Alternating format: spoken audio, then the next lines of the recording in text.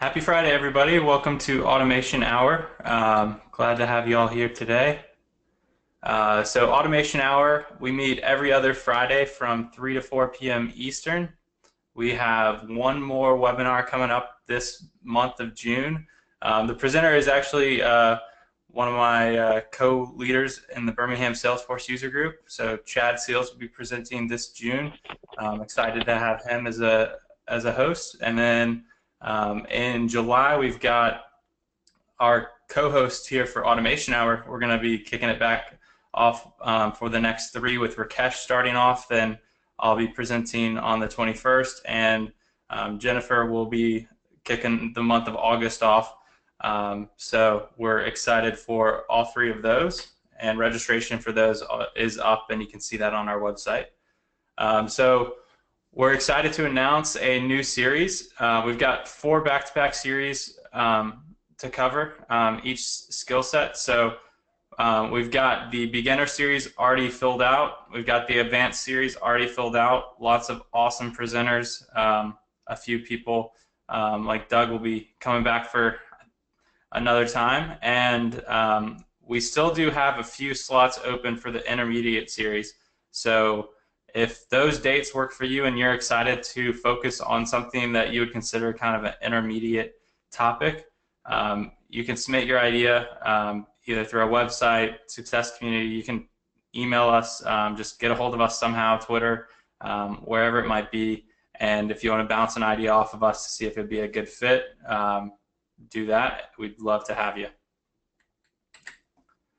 So for Automation Hour today, we're going to have all lines muted. So if you have any questions or issues throughout, just please use either chat or ask a question.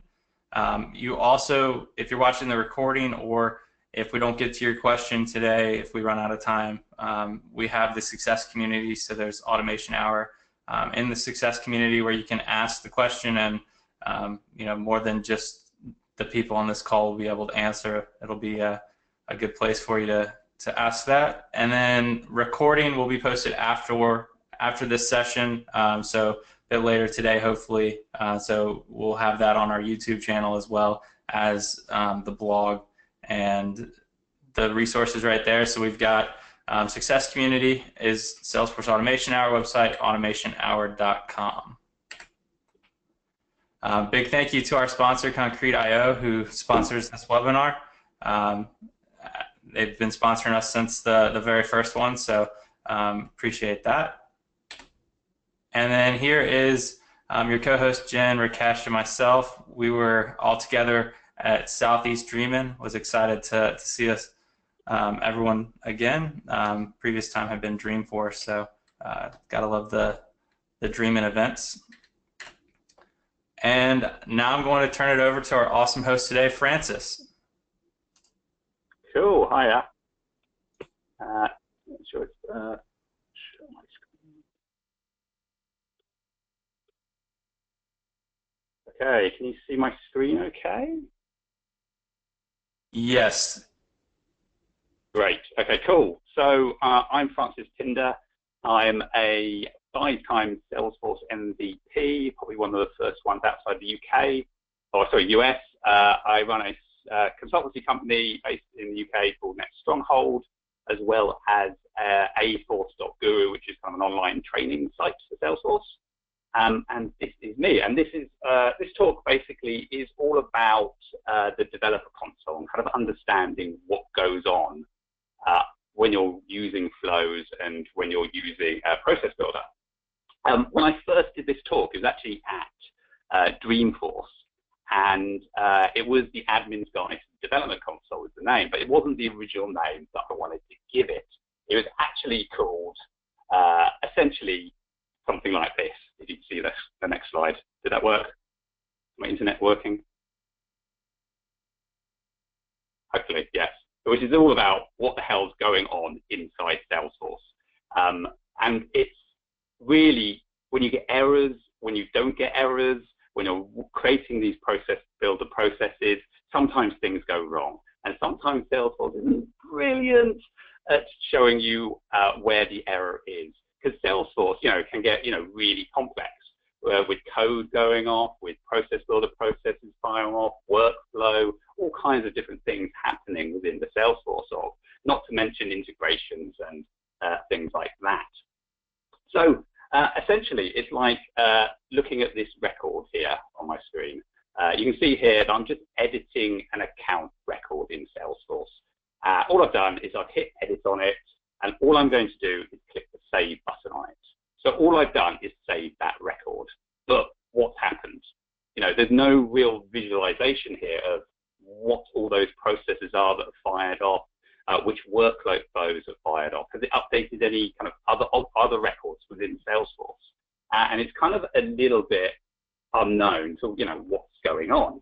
And this is where the developer console can, you know, really show what's going on under the hood of Salesforce.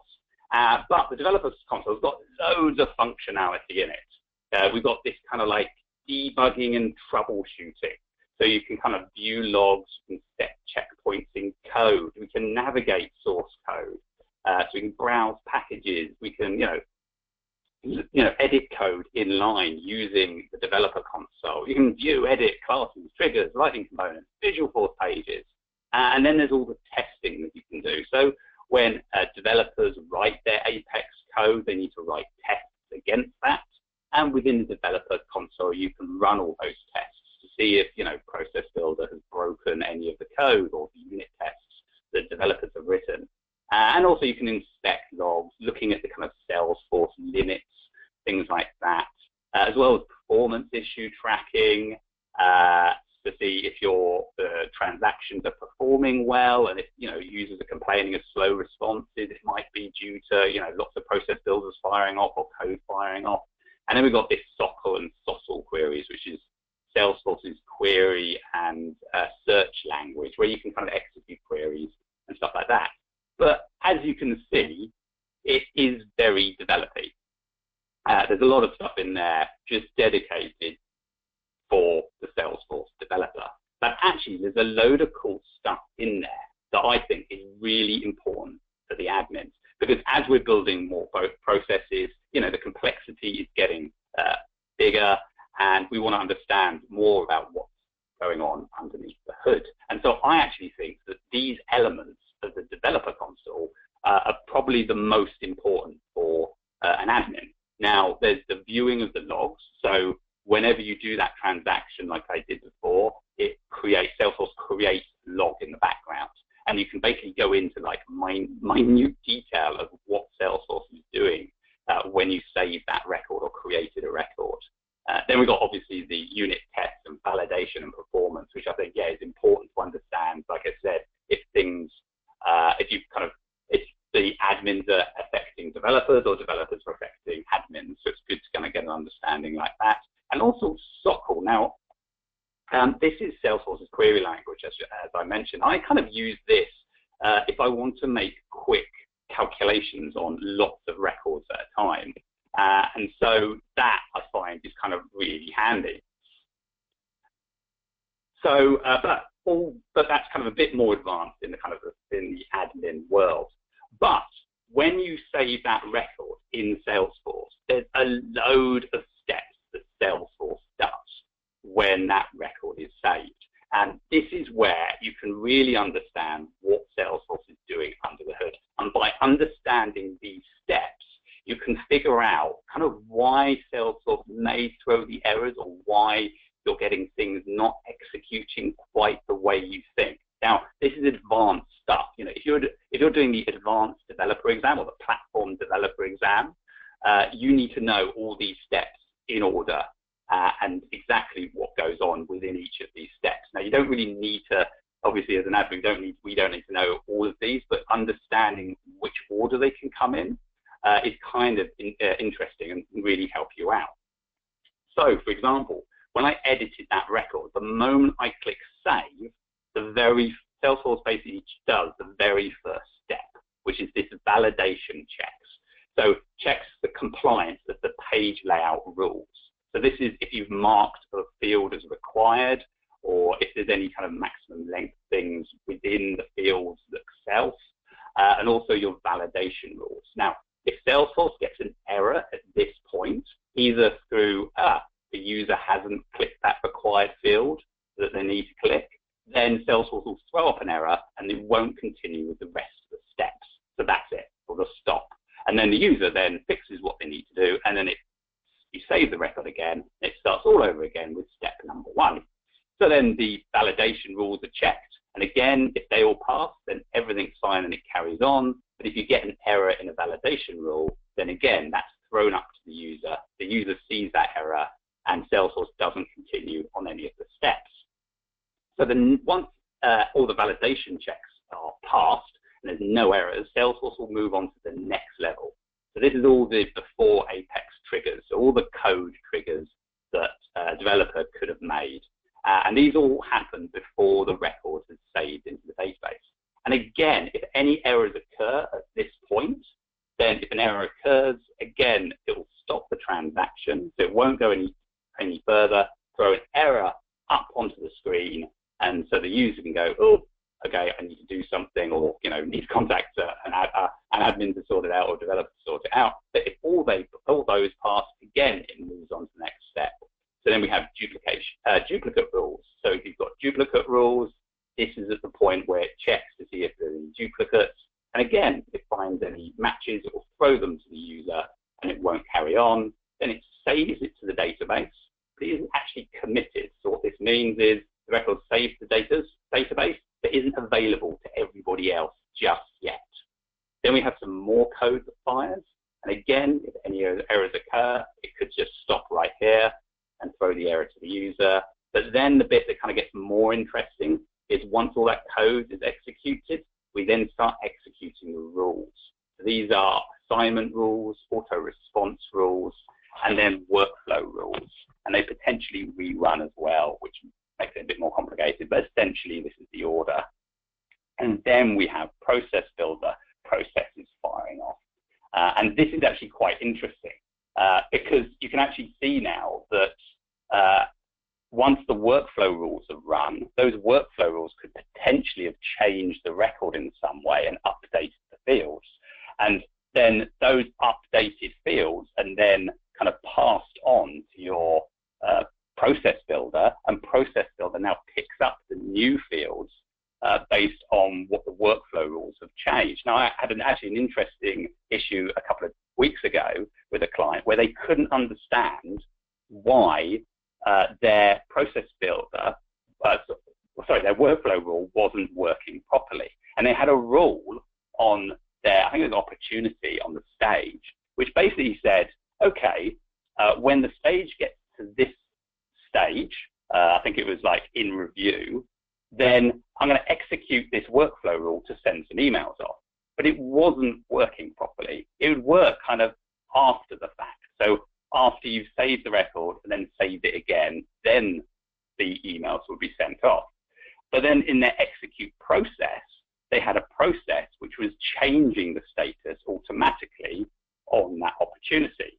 So what they found was happening with the execution, the workflow rule was going, okay, what is the status of this opportunity? It's on the old status. It's on in prospecting stage, for example. It hasn't got to that in review stage yet. But then the process builder process was going, oh, I need to move this on to the in review stage. So it was basically the workflow rule was kind of looking to see if it was in review, but it wasn't yet. And then the process builder was firing off and then changing it to in review. So it's kind of, it needs to be the other way around. Essentially, the workflow rule would need to change it, the stage, to in review. And then potentially you have a process builder process that then says, oh, if it's in review, send the emails off. Or make it even simpler and just put all the logic in one or other of those rules. So either all of them in workflow or all of them in process builder. But yeah, so it can get kind of really complicated, but it's kind of nice to know then if this is the order, that's where you may find you get issues when records get saved in the database. But there's a load more steps. There's escalation rules, entitlement roles, then all your summaries, so all your roll-up summaries then start kind of updating their parent records. Then if you've got roll-ups on those roll-ups, then they kind of update their grandfather records.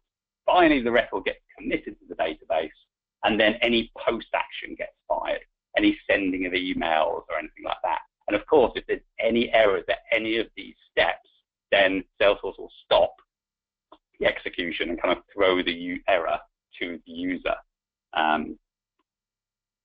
So that is the logic. Now, to simplify all this, because it is kind of fiddly, I kind of turned it all into these yellow dots on this screen. Because so each of these yellow dots is essentially one or many of those steps that we saw in the previous slide. So I've started off, I've updated my record. Potentially I've got some validation rules that have been checked. They're all okay. It moves on. It then does the before code triggers. Yep, they're all fine. It then saves the record. It then does all the after code triggers. Yep, they're all fine. It then gets through our process builder processes and workflows. Are any there that need to be executed? It will evaluate those workflows and processes. Do we need to do anything? No, maybe, or maybe it does. And then finally, we commit it to the database, and all those post actions, all those emails get fired off. And that's it. It's all done. But Salesforce isn't as simple as that. Because now what could potentially happen is we could have this happening. So I do the same. I kind of edit that record. I click save. We do all the validation rule checks, the page layout checks. It then gets to the code, which is the before code. But actually in the code, we're updating some cases in Apex. And what happens then is the moment those records get updated, then all those steps execute again, essentially. So then we have this checking of the validation rules on those records that are being updated in code. Are they fine? Are they not? If there's an error in those validations, it'll throw an error, and then it'll stop and won't continue. This whole execution will stop, and it'll throw that error to the user. But if they're all fine, it'll then save them to the database. Then it will check to see if there's any after triggers on that case object that need to be fired. If so, it does all the logic there. But if not, it carries on. Then it does your process builder processes potentially and the workflow processes. And when it's completed with all the tasks it needs to do and all those steps it needs to do on the case record, it then finally goes back up to where it left off when updating the account, where the example at the beginning, and then carries on. So now it saves that account record. It then does the after triggers on that account record. It then does the process builder process. It commits to the database. It does all the post actions, and that's it, the end of the execution. But it can get even more complicated because we could have this happening. So we could update our account. The code then updates a load of cases, and it does all the steps, saves it, does the after triggers. Then we got a process builder process. Now the process builder process is mass updating a load of contacts. So the moment they get updated, all those steps run again. All the validations are checked. They're saved to the database. All the code after triggers are fired off. Then we've got more process builder processes potentially firing off. Then eventually it goes back up to where we left off on the account record. It commits to the database, does all the post actions for all these steps, and that's it, done. Yeah. So you can see now we're getting more and more complicated, and potentially now we could have a process builder process on contacts, then going and doing all of those steps again on the contacts. And you could, so in theory, when I save this account record, I could get an error potentially on a completely different object that has updated because you're updating contacts maybe related to the account, or maybe completely different. This could chain and chain and chain and kind of go off into the distance. And this is where it gets really complicated to try and figure out where the errors have come from. And you may get really bizarre errors happening way in another part of the system. You're going, why is this happening? It doesn't make any sense at all. But it's all fine because Developer Console is here to help us out. So to get into Developer Console, what you need to do now, if you're using Lightning, then you need to click the cog and click Developer Console there. But if you're using the classic UI, then you just need to click your name and then Developer Console in there. And this will pop up a whole new window, a whole separate window in your browser. And it looks a bit like this. And essentially, we've got a load of kind of menu options along the top. And this is like File, Edit, Debug, Test, Workspace, Help, kind of menus here, which you can open up. And then along the bottom, we've got these tabs. So we've got logs, tests, checkpoints, query editor, view state, progress, and problems. But the one that's kind of most interesting for us is this logs tab here, which is kind of open by default when you first load up Developer Console. Okay, so let's go back to our developer org and go back to this account that I edited right at the very beginning. So I'm going to I've clicked edit on here. I haven't changed anything on here. All I'm going to do is click save. So I'm going to click save, job done. Now I'm going to take a look at my developer console. So I'm going to open up that developer console that's been running in the background. So you must kind of keep this window open all the time while you want to do this. Then you'll see here, I get a line appearing at the bottom, and this is a row. This is a log that Salesforce has created while I save that record. And now if I double click on that row there, oh, sorry, before I say that, you'll see here you've got where the action has taken place, so in my browser, which is correct.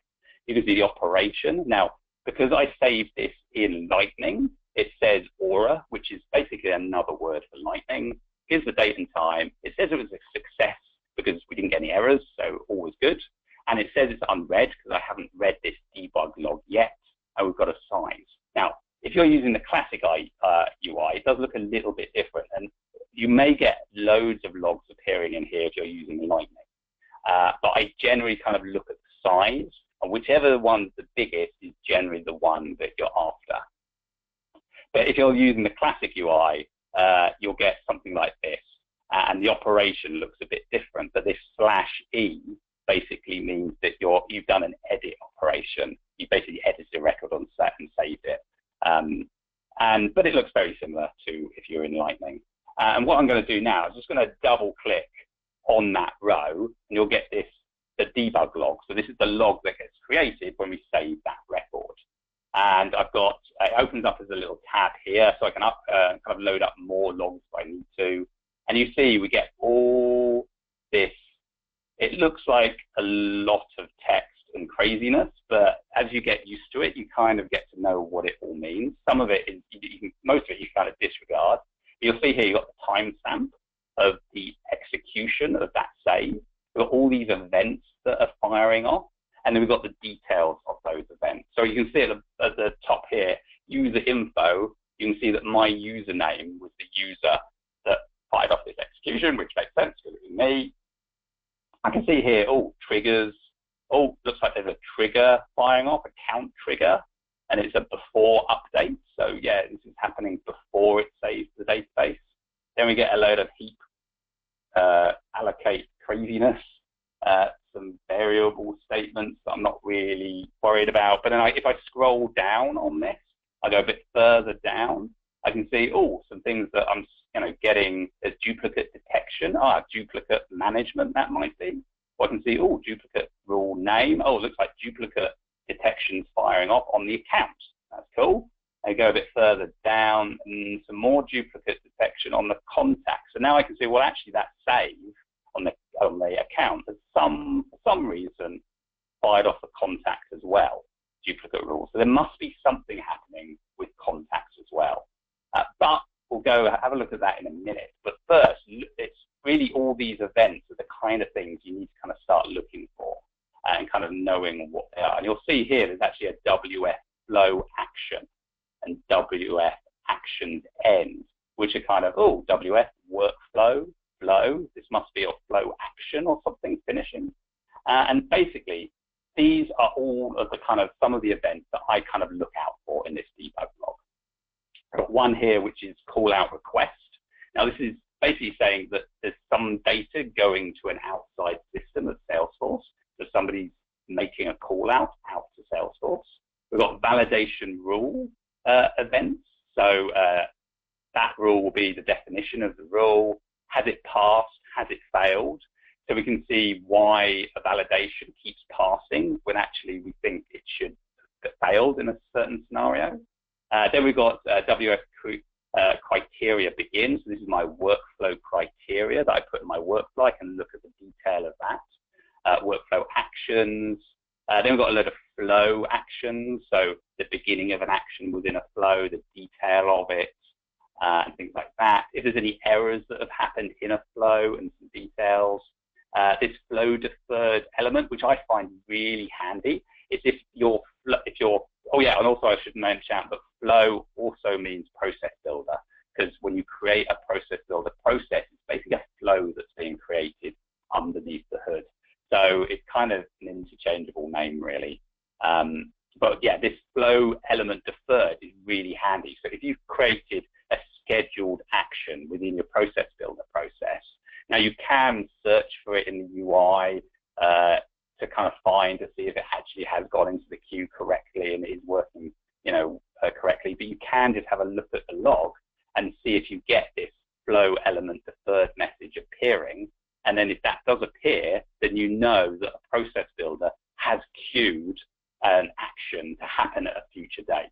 So for example, you want to send an email in 7 days time based on a scenario, but you don't want to send it right now. Then bulk actions. Now this is if you're doing mass updating typically of records within Salesforce. And also we just saw that the duplicate detection and it has several different ones for duplicate management. And then finally the specific ones for specific objects. So for example, SLAs on case objects, you'll see that. But there's all these different event types you'll slowly kind of get used to as you start reading this log.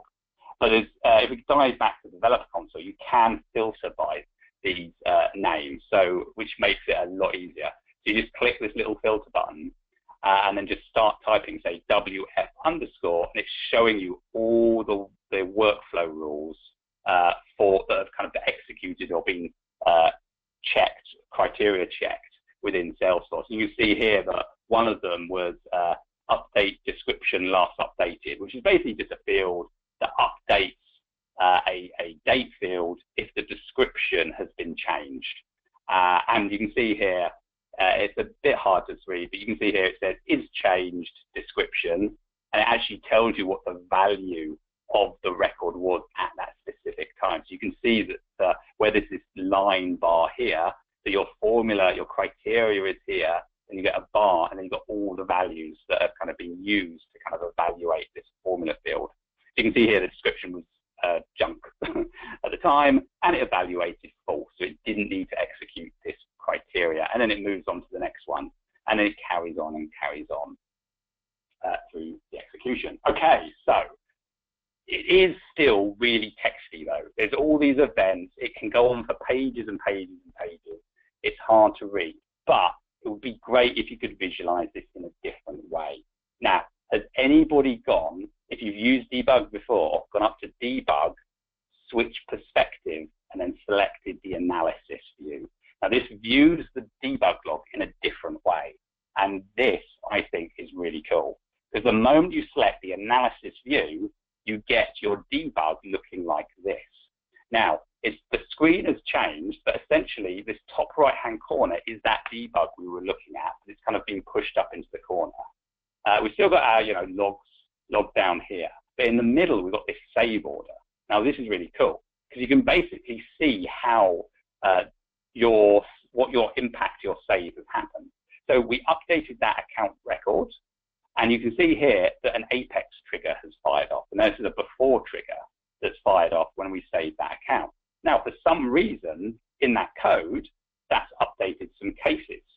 And so it comes down, and all those steps are being executed now. The validations are okay, and it's also gone, oh, there's some assignment rules that fired off on that in that scenario. But then it's finished that execution, and it goes back up and carries on where it left off on the account save.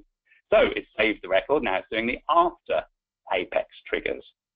And for some reason, the code is bad, and he's updating the cases again, because you can see here in the next line, it's gone and updated some cases. And again, all those steps are firing off.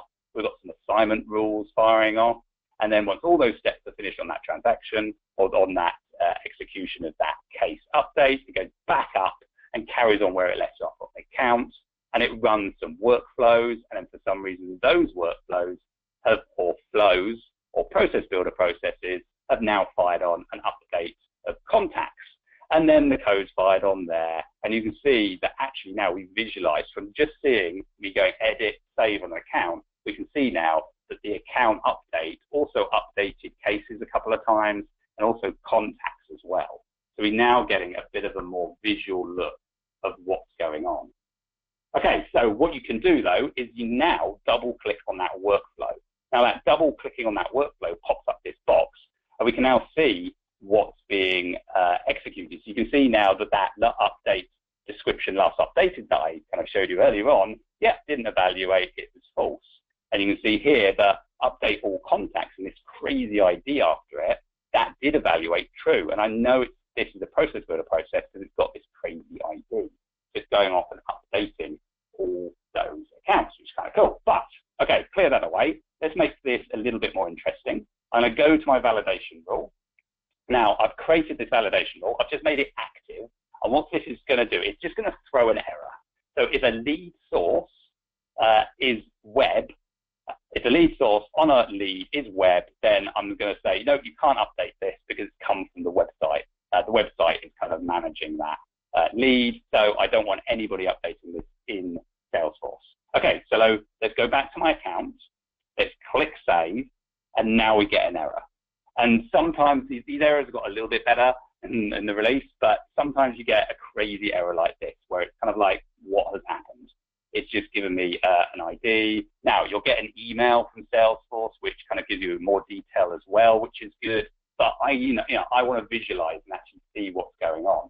So what I'm going to do now is I'm going to dive back to my developer console, and you'll see now I've got an extra row appeared at the bottom. And this is actually a new debug log that's been loaded in. So I'm going to double click on that, and now it's going to load up that debug log as an extra tab within my developer console. So I can now switch between the two logs if I want to. But of course, the first thing I'm going to do, dive up to debug, switch perspective, change to the analysis view. Now I'm going to see all those steps again in that save order, but now right at the very end, I've got this validation that's kind of appeared in there. So if I double click on that validation, it can now say, oh, look, we've got a don't update or create if lead source is web, and that's failed. So I know that actually that execution has failed on that particular contact when it was trying to update it in whatever I was trying to do. And if I roll over that failed, it then pops up a little box to say, okay, this is my criteria on that validation rule. So it could be quite large if you've got more complicated criteria, where it's saying text lead source equals web. I've got that horizontal bar, and then these are all the values on that contact record. And you can see, yeah, lead source equals web. So that is why it failed. So if I click select log line in log panel on there, it's going to actually jump to that place in the debug log. So now I can actually see that the contact ID there, that it's had an issue with. I've got the rule, the criteria. I've actually got that error that Flow kind of returned to me that was a little bit crazy. Now I'm just going to drag this bar, this horizontal bar, out a bit, just to give it a bit more room so we can see what's going on. And here you can see that's the ID of my validation rule that's got the error, or through the error, and that's the ID of that contact. So what I can do is I can now double click on this row here, oops, and I get this box appearing, and now I can basically copy that ID directly out of there, or whatever I want to copy out. So the validation rule, the contact ID, anything like that. Dive into my user interface, tap in the URL, and I get the record pops up, and sure enough, lead source equals web. Now, it's updated a load of contacts in the background. So potentially that's had a knock-on effect to loads of different contacts, and it's trying to find which contact is the issue. But also I can now, looking at that flow, see where the issue has occurred and what kind of was the cause of that issue. So it's actually been fired off from this contact update due to a trigger by the looks of things. So it's the trigger potentially that we may need to change, or maybe the validation we need to tweak and change to make it kind of all good. So that is cool. So that is basically just looking at the debug log. Now it is kind of learning all these events and seeing and kind of visualizing it in this way, and slowly kind of get used to what's everything happened. And you can see here that actually there's multiple updates to a case, which could be inefficient and slowing the users down. So I can talk to the developers and go, why are you updating, cases twice when it seems a little bit inefficient? And also, I've seen these get really massive, and it's all about kind of trying to reduce that. So using is changed a lot. So checking to see if a field is changed and is relevant for that process builder process, rather than firing that process builder process every single time a record is updated, because potentially you don't need to have this kind of updating of all these records all over your Salesforce. Or really, at the end of the day, you only want to fire it if a value has changed on the record, and that will limit this kind of cascading effect happening in the org, where loads of records are being kind of updated and loads more process builder processes are firing off when probably they don't really need to fire off in the first place. Now there is a couple more features in there as well, which are kind of handy. Now, if you're used to SOCL, I whiz through. Now, SOCL this takes some learning, but it's kind of like a textual representation of records in the database. And you can do this in Developer Console. It is kind of a lot, it's more complicated, but I do use it sometimes if I want to create quick results from things. Now, this is in Workbench, and there's some limitations in Workbench for what you can do. But this is basically a SOCL query. And basically what I'm saying is I want to select these fields inside my on my opportunity, but also want to take the account name, the account industry, and also want to pull out all the opportunity lines for my opportunity. And in Developer Console, it looks a bit like this. So again, here's my query. So if I click from logs to query editor, I can paste this query in, and it gives me a list of all my records, including the lines on them, all in one kind of nice handy list. And I can also inline edit on here and open the records up, or even create new records, edit, the specific record based on this query. And this query is kind of a textual representation of pulling out data from the database, but it's kind of really powerful doing quick queries and quick averaging records and things like that. But I won't dive into this in too much detail because it does get kind of crazy. But that is essentially a whistle-stop tour of the Developer Console. Now, you can do loads more in there. So I've basically created a whole course of all of it. So if you do want to dive into it, it's free. So you just dive on Salesforce and put in that coupon, and away it goes. And you can basically get a lot more detail in that. But basically, has anybody got any questions so far? Oh, yes, I can see a couple coming through. Are these? Yes, good question.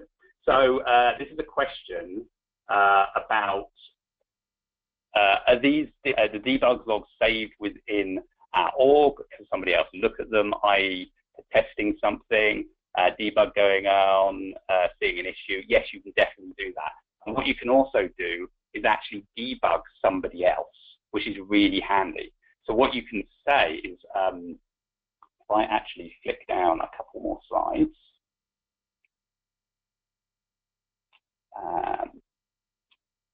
just in case somebody asks this. So if you click debug and change log levels, you basically can start following somebody else. It's actually easier from the user interface. So let me show you the user interface because it's a lot easier. Just frozen my screen just while I dive in there.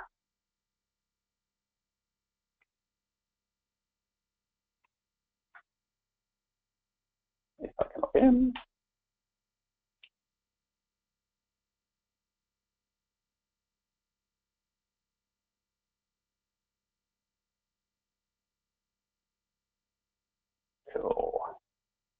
going to dive in.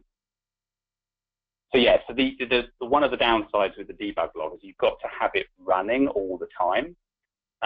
If the moment you close your debug log, essentially it will stop logging those debugs to your developer console. So if I leave this open now and keep it running in the background, then these logs are going to slowly appear. The moment I close it, then potentially it won't appear. You can see things happening already in the debug log as I kind of navigate around. But if you go into the setup and search for debugs, I'm going to spell it right, debug logs. And here, you've basically got a list of the users that you're kind of following. So what you can do is you can click New in this debug logs. And then I can start following a specific user. So this is really handy if somebody's going, I keep getting an error and I don't know what it is. You can basically say, okay, give me a sec. You start following that other user. So search for that user. Say, Blogs. I think I've already got him there. Set the times in which you want to keep the debug log running. You can only do this for up to 24 hours. And then you choose the debug log, which essentially is usually whatever's there, default one, click save. And now I'm following that user as well. So now if I go back to my developer console, hopefully,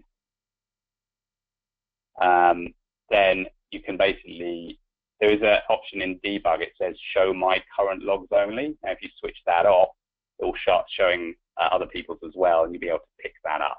Now if it goes a bit crazy and you see loads of logs appearing like this, what you can do, rather than using developer console, you can kind of see them appearing in here as well. But it's just, you just see the debug log. So if I click view on this, it's just this kind of textual view of the debug log, which looks a bit crazy. But you can, yes, log specific people, and you can download these logs. But you can download them from the developer console as well. But again, you can't kind of develop, you can't go, oh, I've had an error, and then go back in time and get the result. If that makes sense. Yeah, that does. If you have any follow-ups on that, Carol, let us know. We'll move on to the next question from Randy. Can you use the dev console for field/object auditing? A field that may not have field history and you want to know who changed it, when, and what the prior value was? It's really this. The problem with the developer console is kind of like an instance in time. So if you've got the debug running all the time, then yeah, but then it's really hard to find out who's changed it. So it's not really for history. It's really for the now, what's happening right now in the Salesforce org. But so yeah, no, not really for that. But then there is Shield, which has got advanced field auditing, which if you do want to store a load more fields and store it for longer periods of time rather than the default 18 months, then you can. Yeah, and I think I'm sure you probably know the limits a little bit better, but there's also limits to how much you can actually store in the debug log. Yeah. So there is. Oh yeah. So with that, right? Yeah, this is what this debug log level. So I go back. Ooh, it's all gone. A minute. I'll do it from here. Easier. So if we go into debug and log level, what you'll find is if the size of this gets too much, if it goes over 2 megabytes, it kind of truncates the log, so you don't get all the log appearing. And what you can do is change the log levels. So that's by going debug, change log levels, and then the very top one here, just click change at the end there, and then here you've basically got what that log is logging and the different log levels. So you can see here it's it's logging Apex code to the finest detail possible.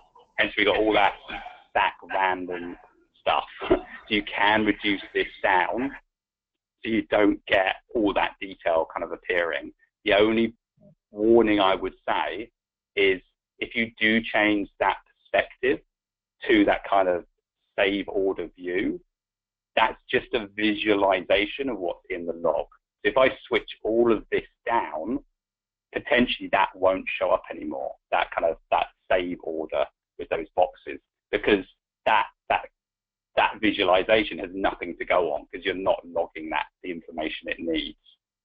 So just be aware of that when you're using these log levels. But yeah, you can reduce these down to kind of get the log level down so it doesn't hit that limit. Awesome. So we got another one that came in. Can you use the Dev Console to search or explore org metadata? Good question. No, because you can do, so with this query, what you can is just querying the data in the database. So I can do, give me an average of all my opportunities. So this is the same as, say, creating a report that's working out the average of all my opportunities, or it could be a roll-up summary to an account or something like that. Oh, I got it wrong. What's it? Opportunity, maybe it is not. Opportunity.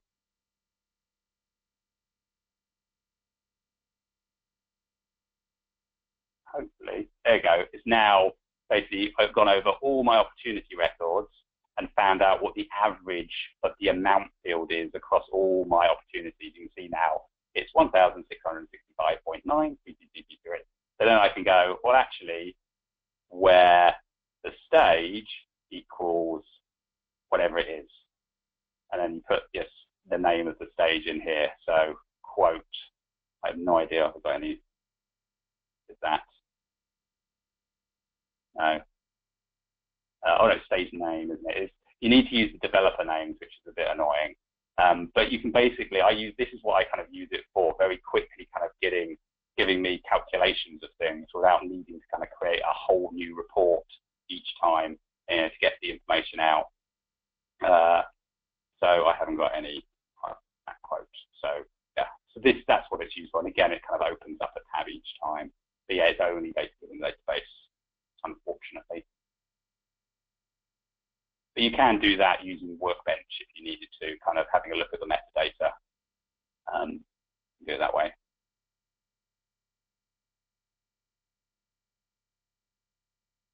So is there any other questions? I do have one last thing to say, if there isn't any others.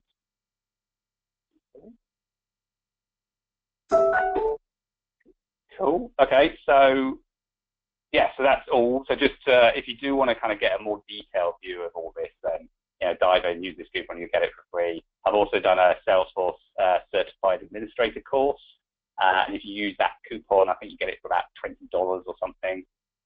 So that goes through reporting and everything you need to know to get the get yourself certified admin if you're not, or know somebody that does. And also, I've got a YouTube channel where I do kind of crazy YouTube videos. Like I did one of the Salesforce World Tour in London. If you'd love to subscribe to that, that would be awesome. And I do little tips and tricks on Salesforce platform as well.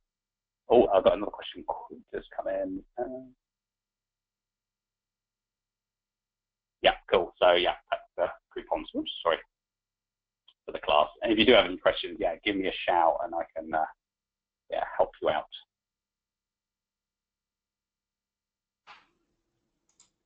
Awesome. Well, thank you so much, Francis. If anyone has any other questions that come up afterwards, or anybody watching the video, feel free to reach out on the Success community, and we'll be able to answer those questions there. Yeah, thanks a lot, everybody. All right. Have a great weekend. Thank you, Francis. Thanks, everyone, for joining. Yeah. See you guys. Bye-bye. Thanks. Bye.